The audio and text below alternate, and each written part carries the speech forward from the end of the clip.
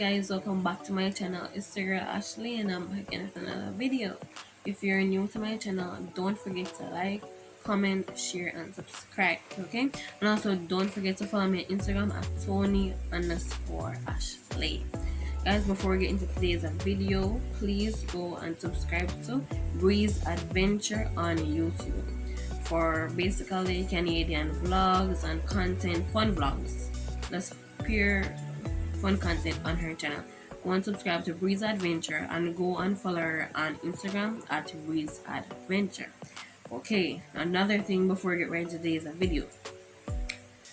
I'll be having a giveaway, right? So when this channel hits 200 subscribers, I'll be giving away $100 credit, digital or flow credit to 3 persons basically, right? Now in order to enter this little giveaway, basically all you need to do is just screenshot that you follow me on YouTube, that you subscribe to me on YouTube, and just screenshot that basically that you follow me on Instagram, and you just DM me on Instagram at Toni_Ashlaay and you automatically be considered basically. Now preference will be given to those who comment. Like if I see that you're always commenting or whatever, you're more to get it than someone who doesn't comment. No, guys, we want to start giving away more things, so just like up the video, subscribe, all of that, and send it to your friends or whatever, okay? Now the more the channel grows, the more that I'll be able to give away in a sense, right? Okay, anyway, that's all I wanted to say before getting into the video. So guys, without further ado, let's get into part 2 of the ultimate guide to passing your CSEC exams. Stay tuned. Now, so in this part 2, we'll be going through the following subjects: English language, human and social biology, information technology, family and resource management, and social studies, right? Now, all of these subjects that I've just listed a while ago, I got a grade 1 in all of them.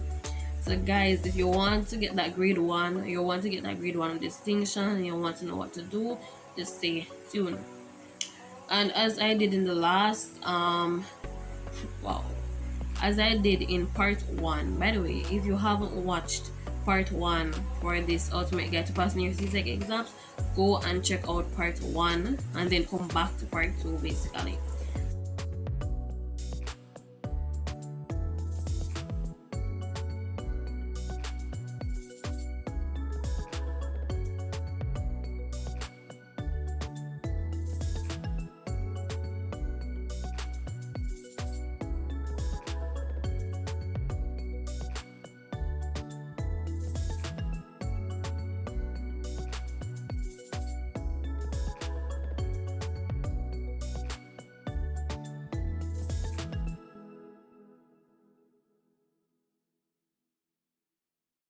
So as I did in part 1, I'm going to go through it again in part 2. The general tips, general guidelines are: go through your past papers, and you can get these past papers that I'm talking about at csecpastpapers.com for free.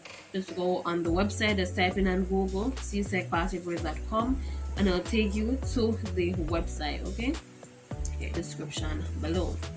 Now do your past papers, do your paper 1s, because multiple choice questions are more than likely going to repeat basically. As for paper 2, I said in the previous video, part 1, which you need to go watch if you didn't, that paper 2 is a bit more unpredictable, but doing past papers for paper 2 also helps basically, right? So these are my 2 pointers basically for you to do past papers and for you to understand your content. These are the general guidelines, general tips before we go into the subject specific guidelines / tips, okay? Now first up on the list is social studies. Now I did social studies back in 2020, so that's what, it's been 2 years. And anyway, I did social studies back in 2020 and I got a grade 1. Now guys, if you want to get that grade 1 now, you will need to do past papers for paper 1, because those multiple choice questions they're just always repeating, right? So you give yourself an advantage, a little edge over everybody else when you basically already see the questions already. So just do past papers for paper 1 to prepare you for that social studies exam. And also, you know that in order to get that grade 1 in social studies, you need to also have a good SBA going into that exam. Prepare paper 1 and make sure you have a good SBA going into that exam. As for paper 2 for social studies, back in 2020 when I did social studies, I did not do a paper 2 that year for social studies, but I do know what comes on a paper 2, right? So for that, I'd say just learn and understand your content, especially like government and like regional integration, because it's been 2 years, right? But I still remember all of them things. So for example, government, a lot of people usually like find or have an issue with government, but I say this: social studies is a theory, it's a theoretical subject, so it's very heavy on notes and very heavy on understanding.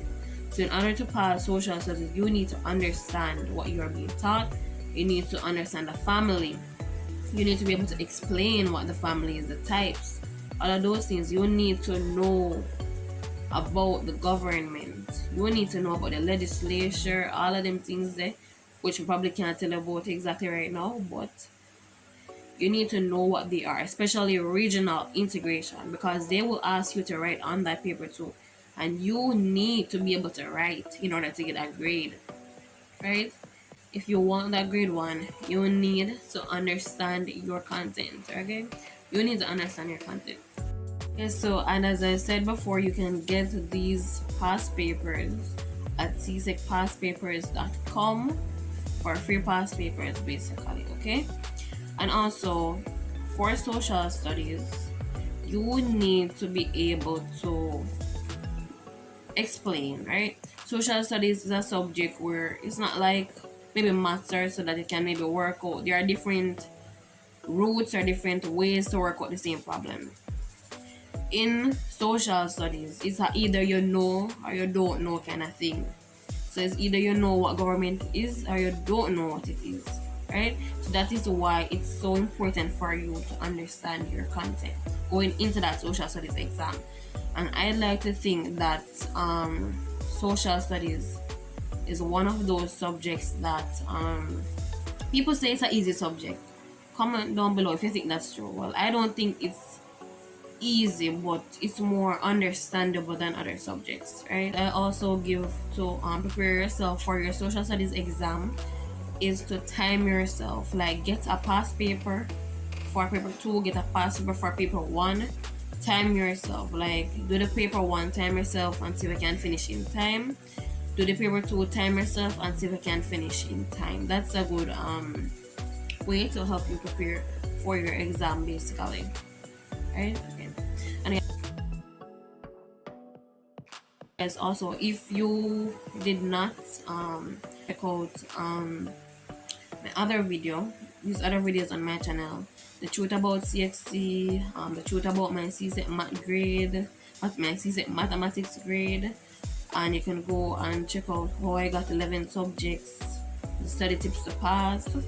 You can go and check out all of those CSEC related videos on my channel if you want, guys. Also, you can go and check out my 2021 CSEC results on my channel. Now we're moving on to human and social biology. Now last year when I did human and social biology, there was still no SBA. So it's since this academic year, like from September come over into September 2021, like that batch is when I heard that HSB started using like a lab book, using an SBA basically. I'll be honest, because you see in my grade 11 experience story time on my channel, I talked about HSB. Now I did HSB not as an in-school subject. HSB as an in-school subject. I did HSB in basically like an evening institute basically, right? So that's what I did. It was not a part of my 9. I was given 9 subjects, and human and social biology was not one of them at the school. So I did human and social biology and also social studies outside of my like school kind of. So I did those 2 subjects as extra subjects at like my school's evening institute. So social studies and human and social biology were not subjects that I I chose like in grade 10, no, in grade 9 I chose a subjects kind of thing. I did not get I wanted to do them, but I did not get to choose them in grade 9 because there would be basically clashes and things like that. So I did human and social biology last year for 2021 exams. I did social studies in the 2020 exams. So in human and social biology, last year I did not have an SBA for HSB. And if you watch that video of my grade 11 experience, I talked about how like for human and social biology I did not get the time to like go to classes for human and social biology. And so it was my knowledge in general biology that had to overlap into HSB because I did not get the chance like go to the classes because I was so busy with my other subjects, right? So basically I'm trying to say that for HSB I barely like I had a HSB book and there was barely anything in that book, but I still managed to get that grade 1 because of general biology. HSB, I recommend doing your past papers because, to be honest, for HSB and the fact that I hardly went to my HSB classes, those paper ones that I did, like I watched like teachers on YouTube going through them and choosing the correct answers, and those are what helped me pass HSB. Like for the paper 1, like past questions did repeat, and that was what helped me. So when the teachers, I'd go on YouTube writing human and social biology like 2015, HSB 2016, and I'd watch them and see the answers that the teachers choose, and they do repeat on the exam. So that was what helped me in HSB. And also for HSB, human and social biology, as I said, I barely went to any classes, but I did general biology, and I had a like biology book with like everything for CSEC biology, general biology. So like when I was studying for HSB, like last minute thing now, I used that book to do it. Although I guess in a sense like things like the human body, more like the skin and stuff like that, I was not so well versed on them because in general biology they focus more on, I say you focus more on the plants and the organisms, and you don't really focus as much on the human body in general biology. By the way, I passed HSB. That's all that matters now. So I say do the paper ones, practice your multiple choice paper ones, because guess what? Questions will repeat. It's a thing that CXC has been doing for years, and those questions are going to repeat. And guess what? When you go in that exam and you see a question that you see before, you're gonna feel so nice. Just know that. Okay? Okay. And also for HSB, I'd say just study, understand your content as best as you can. Read when you're going to exam, just read the questions carefully, right? Don't overthink things, because what I'm like kind of realizing is that there's sometimes with these CSEC exams, there's not like a one answer to one question, right? It's not like everybody have to give the exact same answer, but like within a specific category or range, and you will get that mark, right? And also last year when I did HSB, there was something about what do you call it now, the reproduction in humans, like the process of giving birth was a question on my last year HSB. I think it was the first question on the paper. Like we're given a table, and you have the options, and you have to put it in the correct order. Like what happens first, like the placenta opens or whatever. Like you have to put it in order. That was the first question. Food chains did come on that HSB exam, and something about like diseases did also come on the exam last year, basically. Yeah. So for HSB, just do your best, remain calm, don't overthink, and you'll do your best on that exam basically. And remember also, if you want those past papers, go to csecpastpapers.com, and you can also just go on YouTube and just write in CSEC Human and Social Biology Paper 1, and you'll see a whole heap of options just appear, and you'll see teachers working. For example, if you don't have the time to like print the HSB past papers yourself and sit down and do them, just go on YouTube and watch the teachers work them. And they'll read the question, choose the correct answer, and some of them use the some of these teachers use the elimination method. So like they'll say D can't be the answer because that, C can't be the answer because that, A can't be the answer because of that, and B is the correct answer. So you can watch those teachers on YouTube. And also, I recommend CXC Biology Tutor on YouTube. It's a teacher, I don't remember her name, but you can go on her channel, like everything biology, she has it. Okay? And also, if you realize that you're more of a visual learner, or you realize that when you get one whole heap of notes, you just can't go through them, just watch a video. Just watch a video. For example, it's let's see now, what if it's the skin or whatever, right? Or excretion, something about excretion came on the HSB paper. Yeah. So for example, the excretory system, probably don't understand it well, watch a YouTube video. Go on YouTube and write in it. The videos are going to be there, and probably you'll learn better watching it and visually seeing it. You'll be able to explain it better than just reading it like that. Okay. Now we're going to move on to information technology. And then for information technology, do your past papers. And also understand your content again. For information technology, past papers, paper ones did repeat last year. For human and social biology. For paper 1 did repeat last year. For information technology, they did repeat because I think it's an every year thing now. But I know there's a pattern. So you do your past papers, especially for paper 1, and you do the past papers for paper 2. And when you do the past papers for paper 2, you get to see how the exam is basically structured. Like for example, last year when I did IT, information technology, the programming section, the programming part where they asked you to write a pseudocode for something, was at the back. I think it was the last question at the back.